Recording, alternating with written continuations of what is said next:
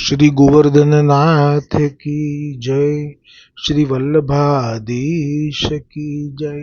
श्री गोसाई जी परम दयाल की जय। श्री गोकुल नाथ की जय।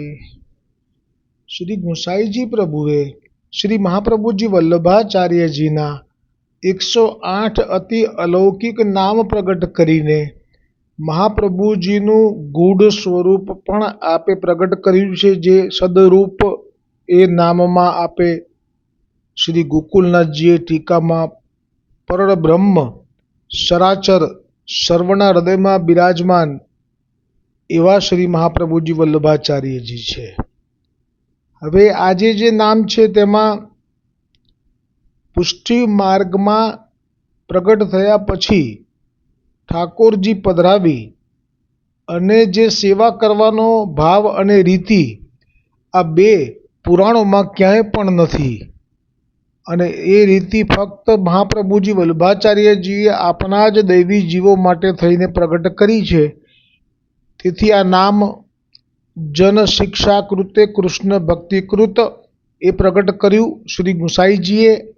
હવે શ્રી ગોકુલનાથજી આ નામ ઉપર ટીકા રચતા કહે છે કે જન શિક્ષા કૃતે કૃષ્ણ ભક્તિ કૃત याको अर्थ श्री गोकुलनाथ जी कहत है, जो यद्यपि पुराण में तथा शास्त्र में सेवा को प्रकार कहत है, परंतु वह पूजा मार्ग की रीति सो कैसे हो, सो श्री पूर्ण पुरुषोत्तम जो श्री भगवान तिनके अंश अवतार कला अवतार तथा विभूति अवतार के पूजा को प्रकार को है, सो पूजा मार्ग में जो देवता है सो मंत्र के अधीन है. मंत्र करी आह्वान किए और जब विसर्जन किए तब तब देवता मूर्ति में ते अंतर ध्यान भये, तब तो खाली कोरी प्रतिमा मात्र रहत है. और श्री पूर्ण पुरुषोत्तम तो मंत्र के अधीन नहीं है, केवल प्रेम भक्ति के अधीन है. ताते सर्वशास्त्र में जो पूजा विधि कही है सो श्री पूर्ण पुरुषोत्तम की सेवा विधि नहीं कही है. ताते श्री महाप्रभु जी वल्लभाचार्य जी प्रगट हुई के श्री पूर्ण पुरुषोत्तम की सुखद सेवा विधि भावात्मक रस वपु पुष्टि मार्ग की रीति सो प्रगट करके आप सेवा को आचरण करी के श्री पूर्ण पुरुषोत्तम सेवनीय सिद्ध करी. तिनकी सेवा आप करके नहीं सिखावते तो श्री पूर्ण पुरुषोत्तम की सेवा को प्रकार का हो सो सिद्ध हो तो नहीं. पहला तो आटलो ब्रज भाषानी टीकाનું વર્ણન છે તેનો ગુજરાતી અનુવાદ કરી લઈએ, પછી આગળ વધીએ જેથી સ્મૃતિમાંથી ચાલ્યું ના જાય, કારણ કે આ કલિયુગનો એક મોટો દોષ મારી પર તો છે જ. એટલે જે ત્યારે વર્ણન આવ્યું એનો ગુજરાતીમાં અનુવાદ.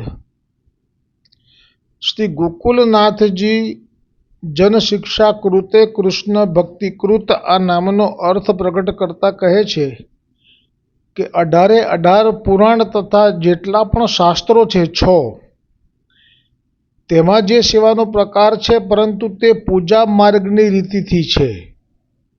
કેવી રીતે?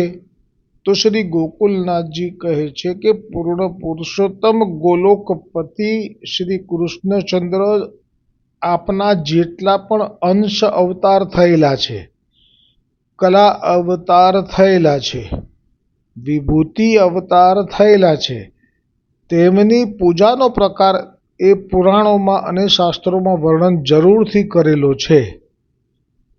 શ્રી ગોકુલનાથજી કૃપા કરીને પૂજા માર્ગમાં કેવી રીતે આહવાન વિસર્જન થાય છે તેનું વર્ણન કરતા કહે છે કે દેવતાઓ પૂજા માર્ગમાં મંત્રને આધીન રહે છે. જ્યારે પણ મંત્રનો ઉચ્ચાર કરવામાં આવે અને પછી એ દેવતાઓને આહવાન કરવામાં આવે ત્યારે તેટલા સમય પૂરતું ત્યાં જે તે દેવતા પ્રગટ થાય છે અને જ્યારે વિસર્જન કરવામાં આવે ત્યારે દેવતાઓ તે મૂર્તિમાં જ અંતર્ધ્યાન થઈ જાય છે. તે મૂર્તિમાંથી અંતર્ધ્યાન થઈ જાય છે. પછી તે કોરી પ્રતિમા એટલે કે મૂર્તિ જ રહી જાય છે. જ્યારે પૂર્ણ પુરુષોત્તમ તો મંત્રને આધીન નથી, તે તો કેવલ પ્રેમને ભક્તિને આધીન છે. આનું દ્રષ્ટાંત સમજવા માટે એક જ દ્રષ્ટાંત લઈએ છીએ કે જે ભાગવતજીમાં આવે છે પ્રસંગ કે જ્યારે પોતાને ત્યાં પુત્ર નથી હોતો, એ રાજાનું નામ હું ભૂલી ગયો છું, એને પુત્રની પ્રાપ્તિ માટે આવી રીતે ભગવાન વિષ્ણુનું આહવાન કરવામાં આવે છે યજ્ઞ દ્વારા, અને ભગવાન વિષ્ણુ મંત્રને અધીન છે એટલે પ્રગટ થાય છે. અને ત્યારે રાજા વિષ્ણુ ભગવાનનું સ્વરૂપ જોઈને કહે છે કે મને તો આપ સમાન પુત્રની પ્રાપ્તિ થાય એવું વરદાન આપો. ત્યારે ભગવાન વિષ્ણુ કહે છે કે મારા સમાન પુત્ર તો બીજો કોઈ કેવી રીતે હોઈ શકે, એટલે હું જ તારે ત્યાં પુત્ર થઈને પ્રગટ થઈશ. અને એ જ ભગવાન ઋષભ પ્રગટ થયા. એટલે ભગવાન ઋષભનો અવતાર એ ભગવાન વિષ્ણુ પાસે માગેલું વરદાન, પણ એમાં મંત્રથી ઋષિઓએ યજ્ઞ કર્યો હતો એટલે એ પ્રમાણે પ્રાગટ્ય થયું અને એ પછી અંતર્ધ્યાન થઈ ગયા ભગવાન વિષ્ણુ. પણ પૂર્ણ પુરુષોત્તમ એ એટલું બધું દુર્લભ સ્વરૂપ છે, અતિ દુર્લભ, ઋષિ મુનિઓને યોગ્યોને પણ દુર્લભ, કે એમને પ્રાપ્ત કરવા માટે પુરાણોમાં કે શાસ્ત્રોમાં કોઈ વિધાન કે સાધન પ્રગટ કરેલું જ નથી, કે એ એવી રીતે મંત્રથી ક્યારેય પણ પ્રગટ થતા જ નથી. એટલા માટે સેવા અને પૂજાનો ભેદ આજે પ્રગટ કરી અને શા માટે મહાપ્રભુજી વલ્લભાચાર્યજીનું નામ આ જન શિક્ષા કૃતે શ્રી કૃષ્ણ ભક્તિ પ્રગટ કર્યું તે અહીંયા આપ શ્રી ગોકુલનાથજી કહી રહ્યા છે કે પૂર્ણ પુરુષોત્તમ તો મંત્રને આધીન નથી, તે તો કેવલ પ્રેમને ભક્તિને આધીન છે. તેથી સર્વશાસ્ત્રોમાં જે પૂજા વિધિ કહી છે તે પૂર્ણ પુરુષોત્તમની સેવા વિધિ નથી કીધી. તેથી શ્રી મહાપ્રભુજી વલ્લભાચાર્યજીએ પ્રગટ થઈને શ્રી પૂર્ણ પુરુષોત્તમની સુખદ સેવા વિધિ ભાવાત્મક રસ વપુ પુષ્ટિ માર્ગની રીતેથી પ્રગટ કરીને આપે સેવાનું આચરણ પણ કર્યું છે.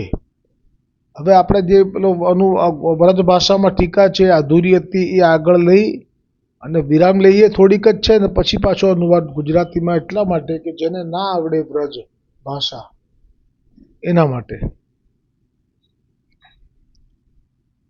तो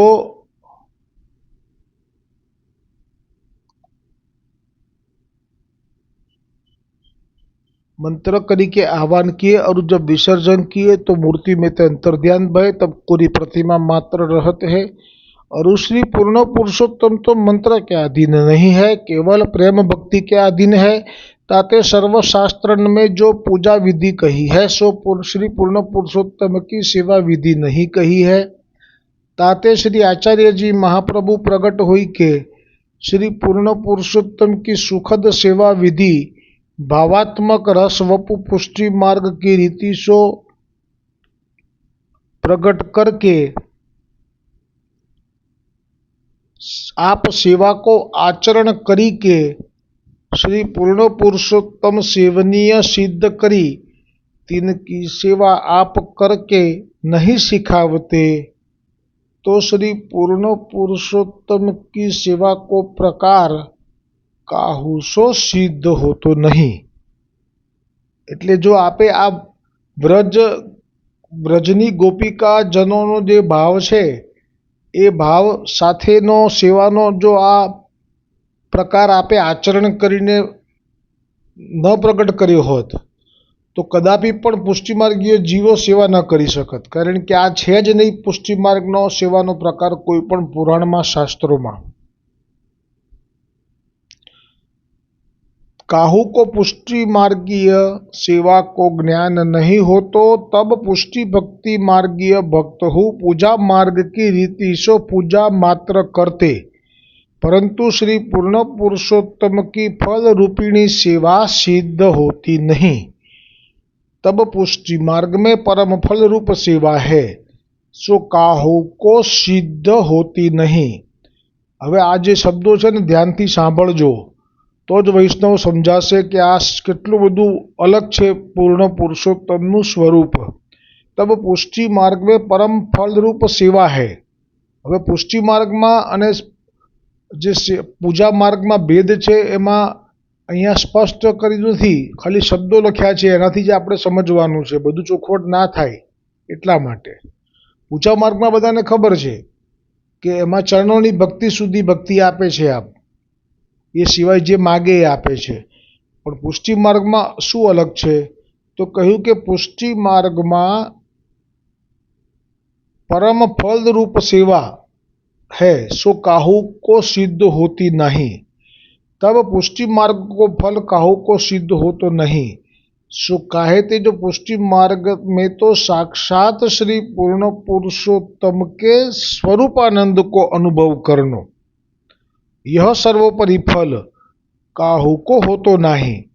એટલે સ્વરૂપાનંદનો અનુભવ એટલે શું તો હું ફક્ત દ્રષ્ટાંત આપીશ કે જ્યારે વેણુનાથ થયો અને ગોપીજનોએ પોતાનું ઘર અને સર્વસ્વ ત્યાગ કરી અને જઈ અને શ્રી ઠાકોરજીની સન્મુખ થઈ અને આપે આપેલું વચન રાસનું પૂરું કરવા વિનંતી કરી અને પછી જે રાસ શરૂ થયો, પછી તો મદ થયો વગેરે લઘુરાસ, પછી મહારાસ શરૂ થયો અને આપે જે રાસમાં એક કૃષ્ણ અને એક ગોપી એમ પ્રગટ થઈ અને એ ગોપીના બધા જ મનોરથો સાથે વિહાર કરવાના, સાથે ગાન કરવાના, સાથે નૃત્ય કરવાના, થાકી જાય તો ઠાકોરજી એમની વેણી પણ વ્યવસ્થિત કરી દેતા, વાળ વિખરાઈ ગયા હોય તો ચોટલી પણ વાળી દેતા, થાકી ગઈ હોય તો આપના ખભા ઉપર એનો કપોલ રાખી અને એ વિશ્રામ કરી લેતી.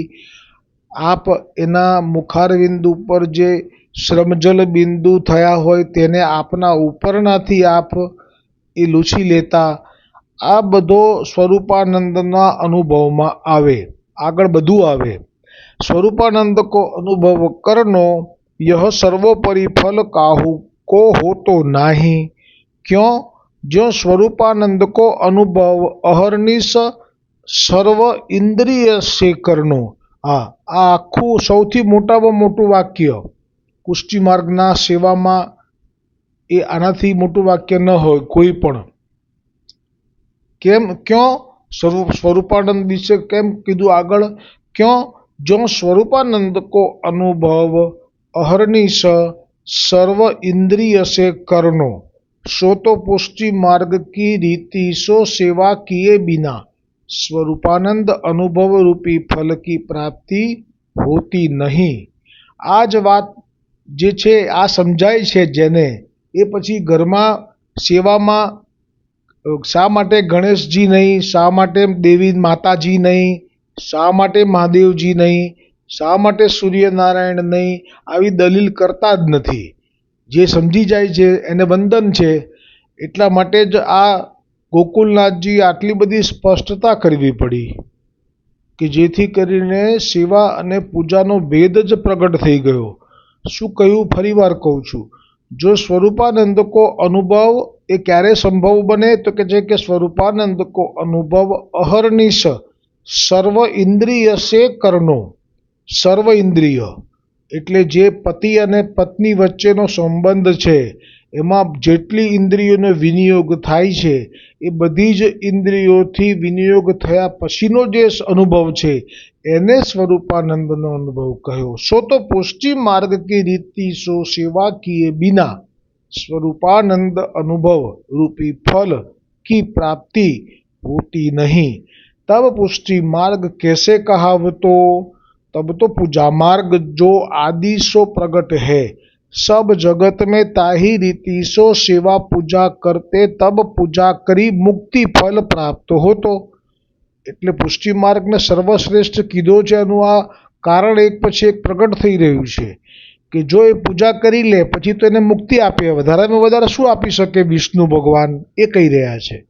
તબ મુક્તિમાં પછી છે એમાં જે પ્રકાર ચાર, પણ કહેવાય મુક્તિ એ કેમ કે એમાં દેહ ઇન્દ્રિયોથી ઠાકોરજી સાથે સંબંધ નથી થઈ શકતો, ત્યાં ચરણો સુધી પહોંચી શકાય છે। સેવા પૂજા की विलक्षणता नहीं होती। तब श्री महाप्रभु जी आप प्रकट हुई के पुष्टि मार्ग प्रकट किए और पुष्टि मार्ग की रीति सो गोपी जन की लीला संबंधी व्रज भक्तन के भाव रीति सो सेवा प्रकट करके आप सेवा करी के अपने भक्तन को सिखाए। तब पुष्टि मार्ग की रीति सो पुष्टि मार्गीय तब पुष्टि मार्ग की रीति सो पुष्टि भक्त श्री पूर्ण पुरुषोत्तम की सेवा करने लागे। तब पुष्टि मार्गीय कहाए।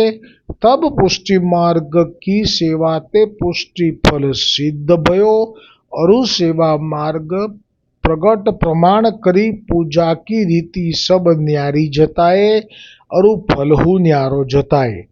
यह जताई वे के लिए श्री गोसाई जी यह नाम कहे जन शिक्षा कृते कृष्ण भक्ति कृत।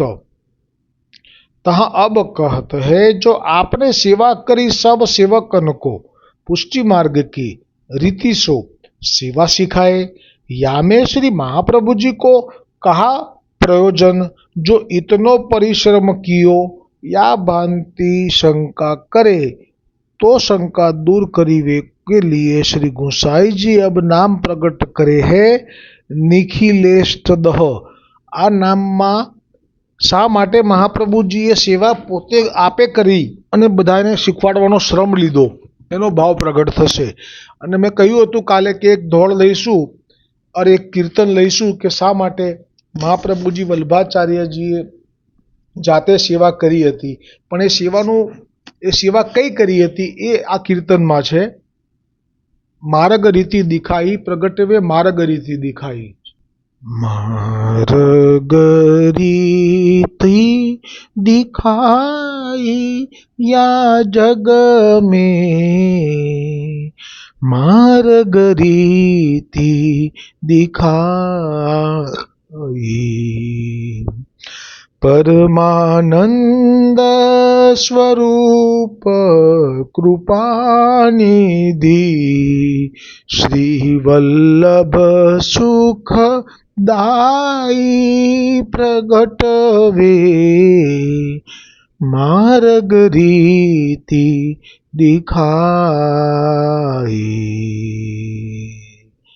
करत सिंगार गिरिधरन लाल को जब कर बेनु गहाई,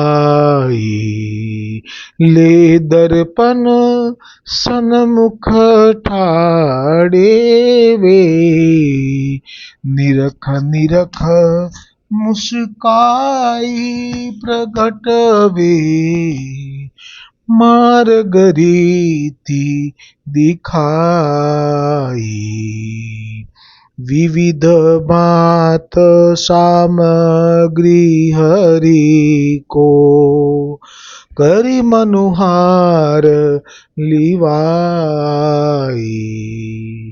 जलयचवाय सुगंध सहित मुख बेरी पान खवाई प्रगट वे मार्ग रीति दिखाई। करत आरती अनोसर पट दे बैठे निज गृह आई, ભોજન કરી વિશ્રામ છીનકલે નિજ મંડલી બુલાઈ પ્રગટવે માર્ગ રીતિ દિખાઈ કરત કૃપાજીન દૈવી જીવન પર શ્રી મુખ બચન સુનાઈ દાસ શરણ હરી વાગદિશ કી ચરણ રેણુ નિધિ પાઈ પ્રગટવે માર્ગ રીતિ દિખાઈ માર્ગ રીતિ દિખાઈ પ્રગટવે માર્ગ રીતિ માર્ગ રીતિ માર્ગ રીતિ દિખાઈ શ્રી ગોવર્ધનનાથ કી જય શ્રી વલ્લભાધીશ કી જય શ્રી ગુસાઈજી પરમ દયાલ કી જય શ્રી ગોકુલનાથ કી જય